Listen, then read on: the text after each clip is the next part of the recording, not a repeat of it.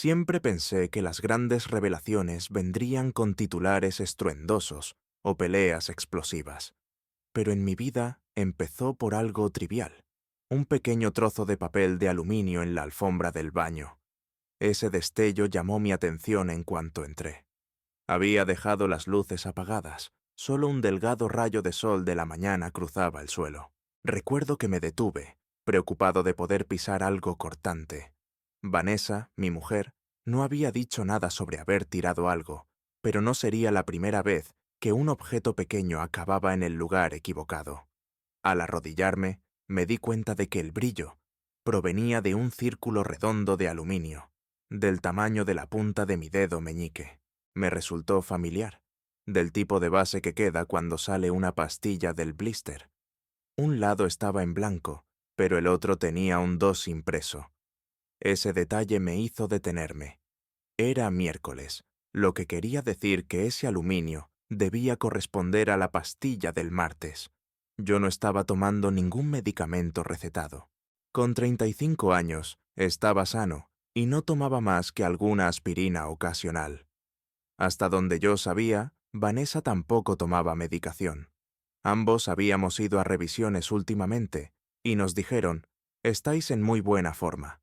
Entonces, ¿por qué habría un pequeño círculo de aluminio con un 2 en el suelo del baño? Intenté descartarlo como un trozo de embalaje perdido. Quizá habíamos dejado caer algo sin darnos cuenta. Aún así, un pequeño nudo de inquietud se apretó en el estómago. Las únicas pastillas diarias que solíamos tener en casa eran las píldoras anticonceptivas de Vanessa. Eso fue hace años, antes de que yo me hiciera la vasectomía. La idea surgió cuando decidimos no tener más hijos. Ella había estado con la píldora durante años, pero al final optamos por la vía permanente, mi vasectomía. Después dijeron que ella dejó de tomar anticonceptivos por completo, pero ahora sostenía en la mano el aluminio correspondiente a una pastilla diaria. Un escalofrío me recorrió. Si seguía tomando la píldora, solo podía significar que le preocupaba quedarse embarazada. Si le preocupaba el embarazo, eso quería decir que mi vasectomía no había sido suficiente, o que ella estaba acostándose con otra persona. Antes, quizá le habría preguntado directamente, pero algo dentro de mí dijo que investigara antes de confrontarla. Siempre he sido metódico, sobre todo después de tantas noches perfeccionando diseños en la empresa de ingeniería. Necesitaba más pruebas antes de decidir si estaba exagerando o si realmente tenía motivos para sospechar.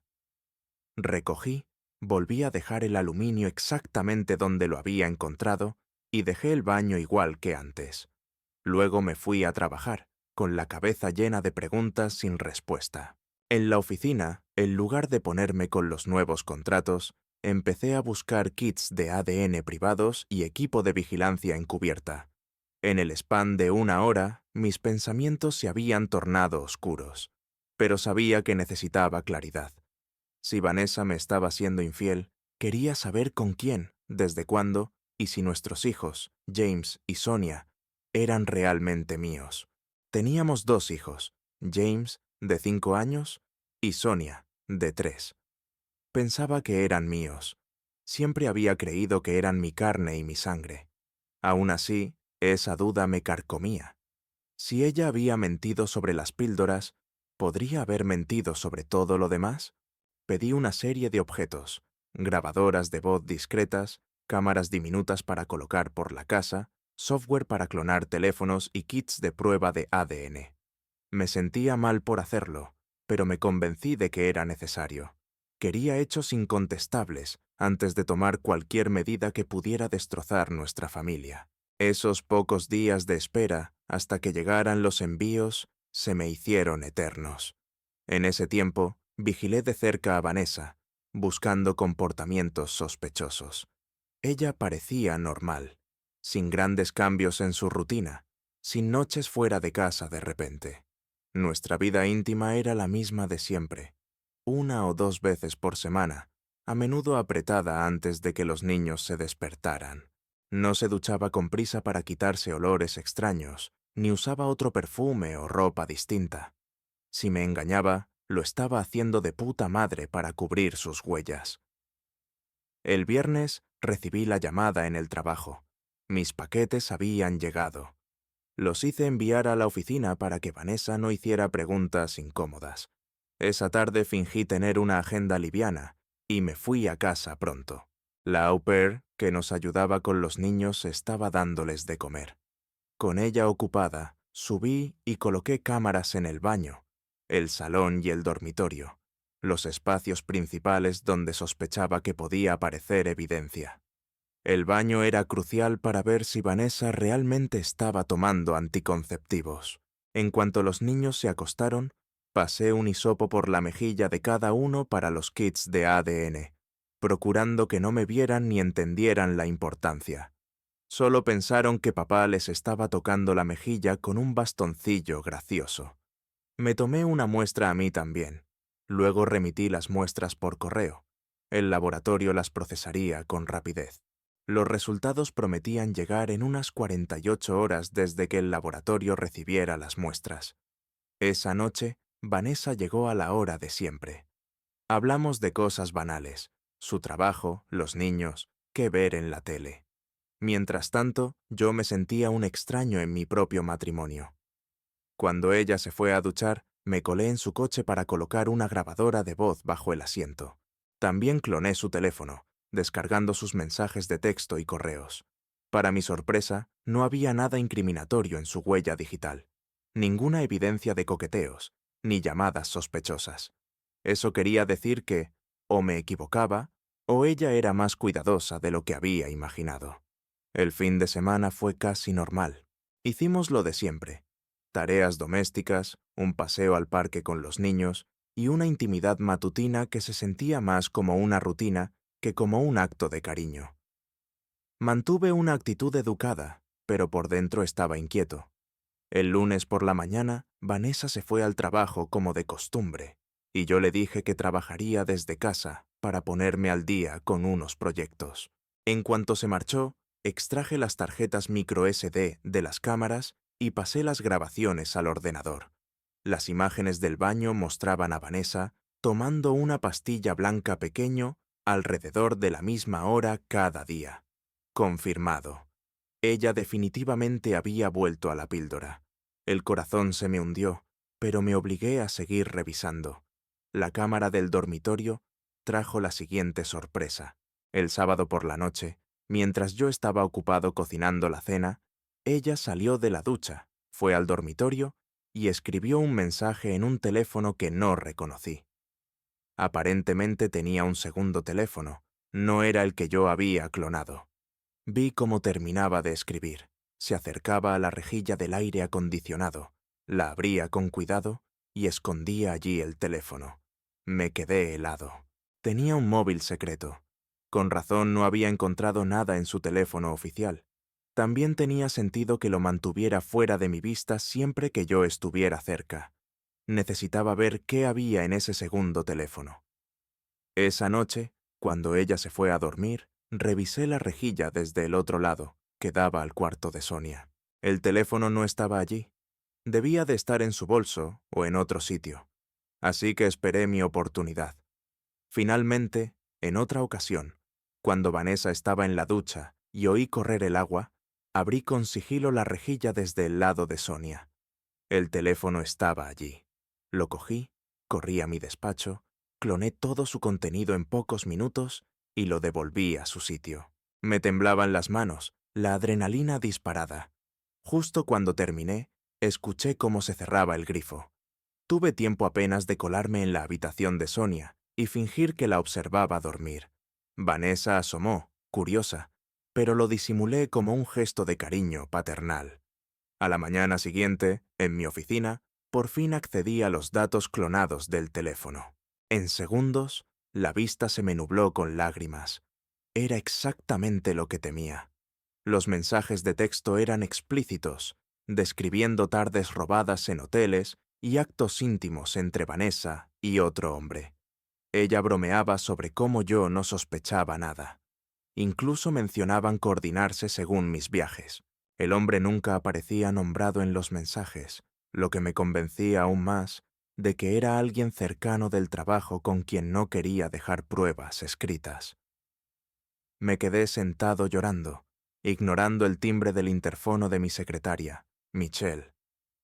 Finalmente llamó a la puerta y entró, encontrándome encorvado sobre el escritorio, las lágrimas corriéndome por la cara. Michelle era una mujer aguda, directa, unos años mayor que yo. Normalmente manteníamos distancia profesional, pero esta vez entró, cerró con llave y me tendió pañuelos. «¿Qué ha pasado?», preguntó con calma. Le conté todo. El aluminio sospechoso, las píldoras escondidas, las cámaras, el segundo teléfono. Me sentía patético, pero ella simplemente escuchó. Luego dijo: «Gary, necesitamos detalles y necesitamos un plan». Cuando le mencioné que también había hecho pruebas de ADN a los niños, asintió. «Bien, descubre la verdad. Luego decide cómo actuar. Por ahora, tienes un billete para visitar la sucursal de Portland. Te vas hoy mismo y no volverás hasta el jueves». Parpadeé, confundido. No habíamos hablado de ningún viaje. «Confía en mí», dijo. «Vanessa podría sospechar si estás demasiado presente. Dile que hay una crisis repentina allí». Michelle escribió a Vanessa desde mi móvil, algo sobre una emergencia en la oficina de Portland. Vanessa respondió que lamentaba oírlo y que esperaba que volviera pronto. Michelle también me dio el nombre de su amiga cercana, Lorraine, una abogada de divorcios que había llevado el turbulento divorcio de Michelle años atrás. En cuestión de horas me encontré en el despacho de Lorraine, todavía en estado de shock. Lorraine escuchó, hizo preguntas precisas y me explicó mis opciones legales. No hacer nada, presentar un divorcio amistoso o ir a por la opción nuclear con una demanda por adulterio que destrozaría el mundo de Vanessa y cortaría sus reclamaciones sobre mis bienes. Consideré cada opción. No hacer nada, imposible. Estaba furioso. ¿Un divorcio amistoso? ¿Por qué iba a cederle la mitad de todo lo que había construido, especialmente si los niños no eran míos? La elección final era evidente. «Quiero la opción nuclear», dije, escuchando mi voz temblar de rabia. Lorraine asintió. «De acuerdo, reuniremos más pruebas primero. Para eso necesito el teléfono que clonaste. Así podemos armar un caso sólido». Se lo entregué sin dudar. Michelle luego me llevó a un hotel modesto, insistiendo en que me duchara, pidiera servicio de habitaciones y que no tocara el minibar. «Te necesito despejado», insistió. «Tienes que planear tus próximos pasos». Pero yo no podía pensar con claridad. Mi vida tal y como la conocía acababa de romperse. La única pequeña chispa de esperanza era la posibilidad de que los niños siguieran siendo míos, o que estuviera sacando conclusiones equivocadas. Aunque en el fondo, sabía que las probabilidades eran mínimas. A la mañana siguiente recibí un mensaje de la empresa de ADN diciendo que mis resultados estarían listos por la tarde. No me atreví a mirar. Michelle, intuyendo mi vacilación, tomó mi teléfono, cargó la página de resultados y frunció el ceño. «Todavía no están», dijo suavemente, devolviéndome el móvil. «Los revisaremos en unas horas». Mientras tanto, debía asegurar mi futuro financiero. Michelle me recordó que había más de 100 empleados, dependiendo de mi liderazgo en nuestra empresa de ingeniería. Si Vanessa me dejaba en la ruina, el negocio podía venirse abajo, y todas esas familias sufrirían. Eso me devolvió algo de entereza. Me obligué a pensar como el ingeniero que soy, planificando cada paso. Visitamos a mi abogado de empresa de toda la vida, Brian Spencer. Me recordó que teníamos un acuerdo prenupcial. Todos los socios de la firma debían firmar uno antes de casarse, para proteger a la compañía de disputas matrimoniales. Ese acuerdo blindaba a la empresa de reclamaciones conyugales, lo que significaba que Vanessa solo podía apuntar a mi salario personal y a mis bienes, como la casa y el plan de jubilación. «Este es mi consejo», dijo Brian. «Compra la parte de tu socio Robert, que lleva tiempo insinuando que quiere vender. Pon todos tus activos líquidos posibles dentro de la compañía, incluso si tienes que pedir un préstamo. Así mantienes tu dinero detrás de un muro que ella no puede atravesar. Sonaba abrumador, pero era mejor que dejar que se llevara la mitad. Llamé a Robert. Al principio solo preguntó, ¿por qué? Y yo le solté la verdad en una sola frase seca. Vanessa me había estado engañando, posiblemente desde el primer día. Dijo que lo sentía y aceptó vender la mayoría de sus acciones, quedándose solo con un 5% como ingeniero consultor. Redactamos los papeles. En el almuerzo, Michelle y yo revisamos otra vez los resultados de ADN. Esta vez ya estaban publicados. Ella los leyó primero, con una expresión de tristeza. Lo siento, Gary. Me temblaron las manos al tomar el teléfono.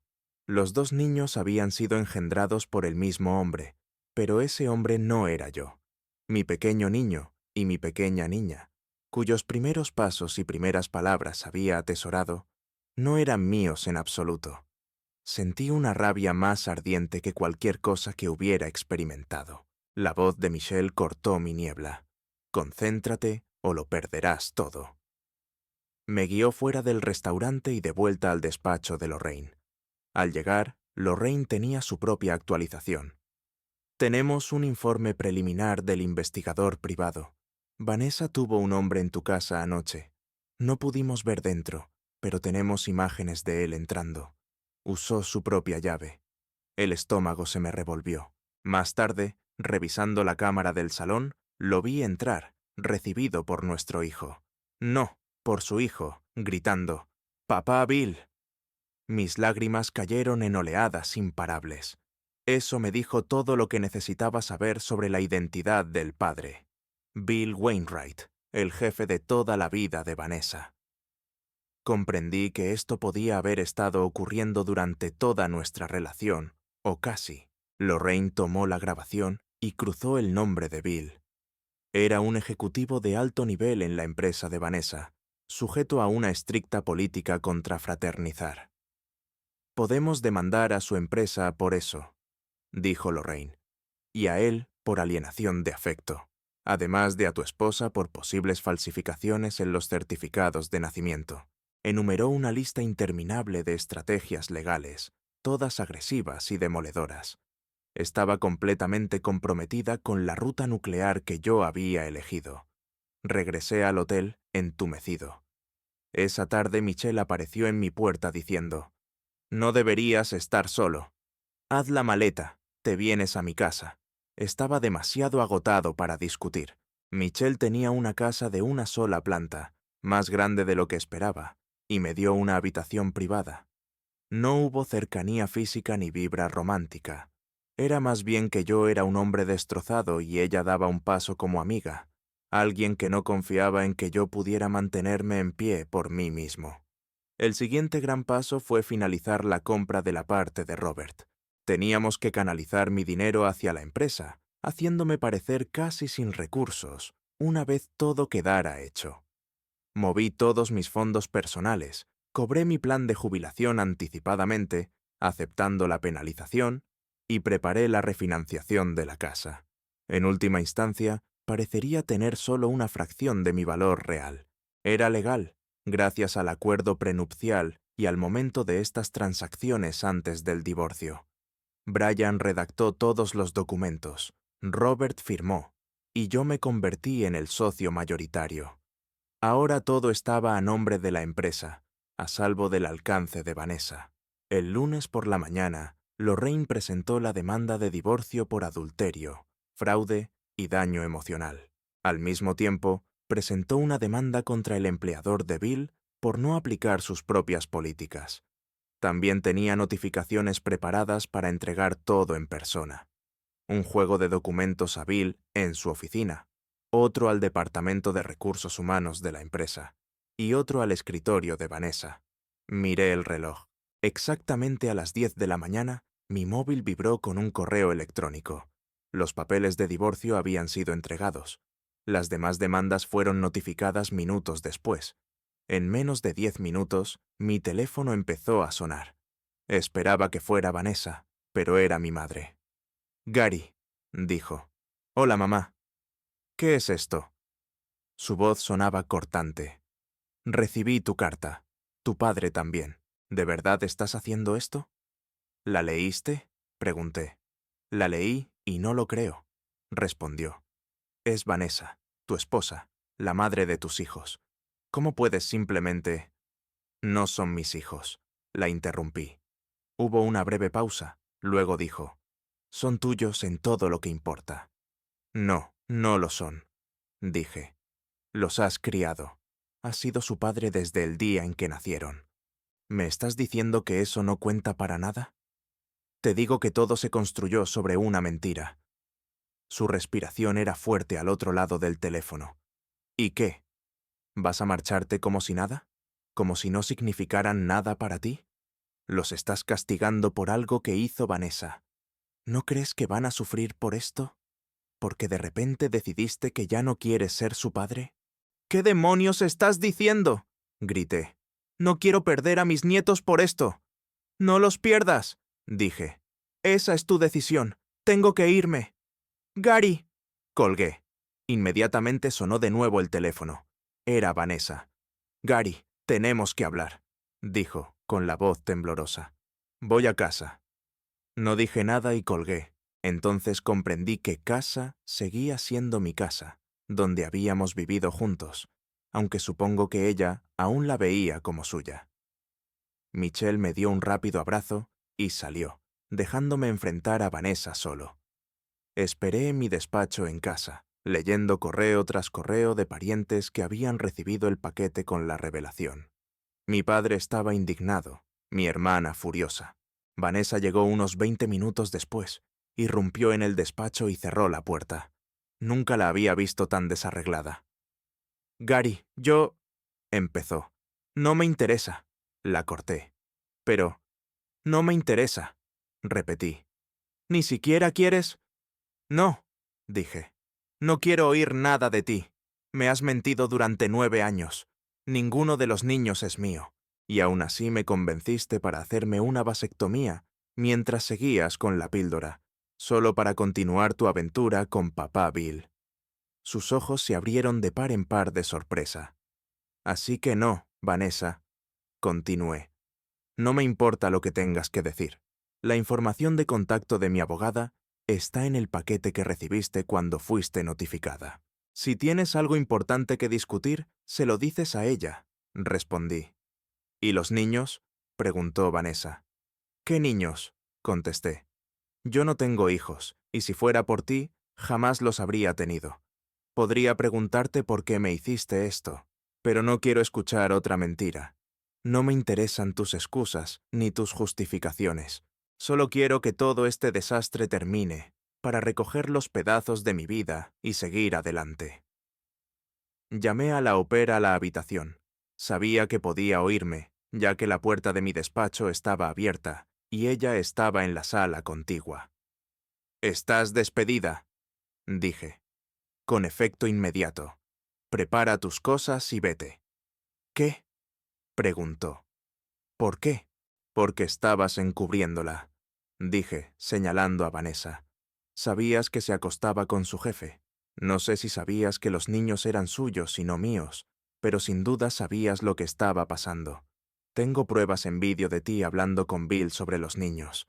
Lárgate». «Gary», intervino Vanessa. «No puedes despedirla. Soy yo la que le paga el sueldo». La au pair le lanzó a Vanessa una mirada agradecida. «Bueno», dije yo. «Ya he informado a la agencia de que estabas implicada en un asunto con ella, y que no emprenderé acciones legales si te eliminan de su lista. Así que, si Vanessa quiere seguir teniéndote, no solo tendrá que pagarte ella, sino también encargarse de tus impuestos, vacaciones, pensión, bajas y seguro». El rostro de la au pair palideció. No solo perdía su trabajo, sino que quedar fuera de los registros de la agencia le hacía casi imposible encontrar otra colocación. Las agencias compartían información. «Ahora vete», ordené, y se marchó apresuradamente. «¿Tenías que hacer eso?», dijo Vanessa. «Ella no lo merecía». «Estás hablando otra vez», la interrumpí. «Te dije que no quiero oírte. Lo que sí quiero es que hagas tus maletas, cojas a tus hijos y salgas de mi casa. Esta también es mi casa, protestó. No según los papeles, respondí. Está solo a mi nombre. Hasta que el juzgado diga lo contrario, lárgate. Se estremeció ante mi grito. James entró en la sala. Mamá, dijo. Sonia se cayó. Vanessa, con expresión de shock y lágrimas, se levantó para atender a su hija. Yo cerré la puerta de mi despacho y me quedé dentro mientras ella recogía sus cosas. Pocos minutos después, regresó con Sonia en brazos. ¿Vas a despedirte de...? Ni lo digas, la interrumpí. Ella no es mi hija y él no es mi hijo. Llévalos con papá Bill y que se ocupe él de sus propios hijos. No tienen nada que ver conmigo. Gary, yo... ¡Fuera! En cuanto se marchó, me derrumbé por completo. Al instante, Michelle entró en la casa. Había esperado cerca por si me hundía. Me sostuvo mientras lloraba, su presencia extrañamente calmante. Oímos el coche alejarse. Mi teléfono vibraba sin parar, pero lo ignoré. Por primera vez en una semana, tuve unas ganas desesperadas de desaparecer de mi propia vida. Michelle, firme como siempre, me recordó que aún teníamos pasos por cerrar. Poner en marcha la demanda contra recursos humanos, blindar las finanzas de la empresa, y más. Unas horas después, recibí un correo. Vanessa había pedido una orden de alejamiento contra mí, alegando daño emocional. La orden me prohibía entrar en mi propia casa hasta la vista judicial. Fue un movimiento malicioso, sin duda orquestado por su abogada, para mostrar al juez que estaba en peligro, pero Lorraine ya lo estaba revirtiendo, señalando que había sido yo quien instaló las cámaras, reunió pruebas y descubrió el fraude. El juez la anuló enseguida. Vanessa se mudó con sus padres. Mientras tanto, Bill perdió su trabajo cuando la empresa se dio cuenta de que había violado descaradamente la política de no fraternizar con una subordinada, y además había tenido 2 hijos con ella. Las demandas volaron en todas direcciones. Al final, el empleador de Bill llegó a un acuerdo conmigo por una suma considerable. Bill, personalmente, tuvo que arreglar el asunto por alienación de afecto, pagando una cantidad que me ayudaría a devolver el préstamo del fondo de pensiones. Yo estaba insensible a casi todo. Mi verdadero dolor era perder a James y Sonia, a quienes aún amaba pero me negaba a ver, porque no podía soportar la herida. Tal vez eso me hiciera cobarde, pero cada vez que pensaba en esos niños, veía la cara de Bill. Probablemente me olvidarían pronto de todos modos. Vanessa los usaba como palanca emocional, rogándome que siguiera en sus vidas. Pero yo no estaba preparado. Las semanas se convirtieron en un mes. Vendí la casa, perdí dinero y seguí adelante. No tenía ganas de vivir en el lugar que se había convertido en escenario de traición. Me quedé temporalmente en la habitación de invitados de Michelle. Éramos educados el uno con el otro, pero había una nueva tensión en el aire. Ella siempre era profesional en la oficina, pero fuera del trabajo parecía estar comprobando constantemente cómo estaba. El día que el divorcio se hizo definitivo, yo estaba en mi escritorio. Recibí el sobre oficial, lo abrí y encontré la sentencia final. Estaba libre de Vanessa, legalmente desligado del matrimonio. Sentí una mezcla de alivio y dolor. Sonó mi teléfono. Contesté. Bill Wainwright está muerto, dijo Michelle. Su mujer lo encontró otra vez con Vanessa y le disparó. Me quedé mirando el teléfono, atónito. Comprendí, con un sombrío sentido de ironía, que Bill nunca llegaría a criar a los 2 hijos que había engendrado a mis espaldas.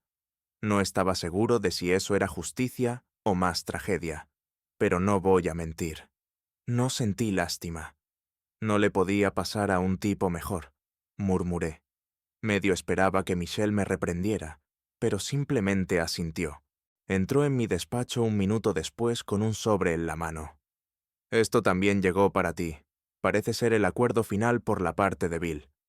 Vi el cheque. Una cantidad que me ayudaría a cubrir por completo el préstamo.